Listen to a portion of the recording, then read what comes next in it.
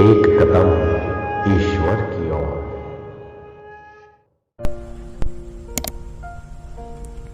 उत्पत्ति प्रकरण 63वां सर्ग।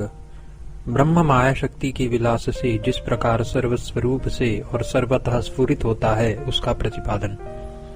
श्री वशिष्ठ जी ने कहा, श्री राम जी, चूंकि यह माया शबल ब्रह्म संपूर्ण वस्तुओं के रूप से संपूर्ण कालों में संपूर्ण देशों में सब पदार्थों का रूप धारण करने में सामर्थ्य युक्त है, अतएव सर्वाकार सर्वज्ञ होने के कारण सबका नियमन करने में समर्थ है, अतएव सर्वेश्वर है। सर्वेश्वर सर्वव्यापक और सर्वस्वरूप है। यह आत्मा है और सर्वशक्तिशाली है, यानी आत्मा होने से और सर्वशक्तिशाली होने से यह विप्रकर्ष और तटस्थता से शून्य है।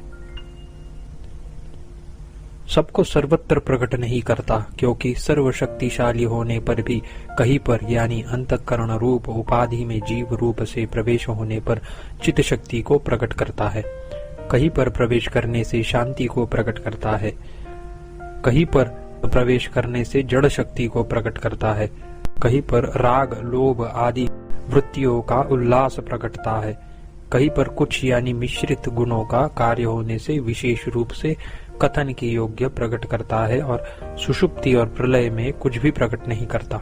जिस स्थान में जिस काल में जिसकी जिस प्रकार से यह भावना करता है, वहां पर उस समय उसको वैसा ही देखता है।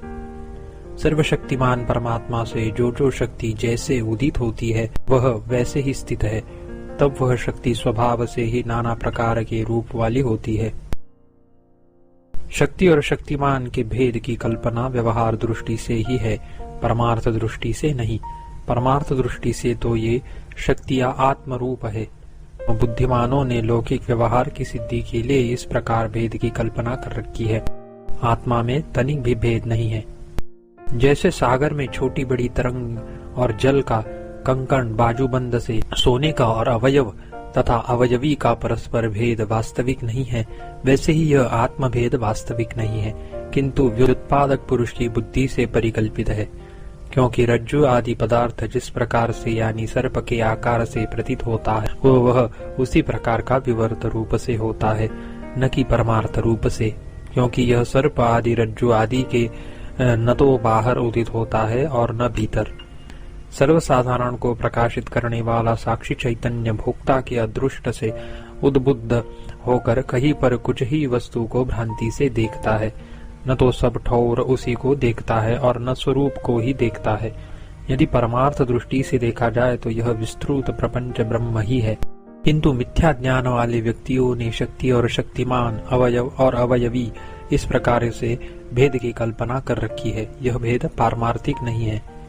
इस प्रकार मिथ्या ज्ञान से उपहित चिति चाहे शास्त्रानुकूल हो चाहे शास्त्र विरुद्ध, जिसका कर्तव्यत्वेन संकल्प करती है, उस विषय में उद्युक्त होती है। अभिनिवेश से तत्त विहित या निषिद्ध कर्म करके उसके फलभोग काल में उसको देखती है।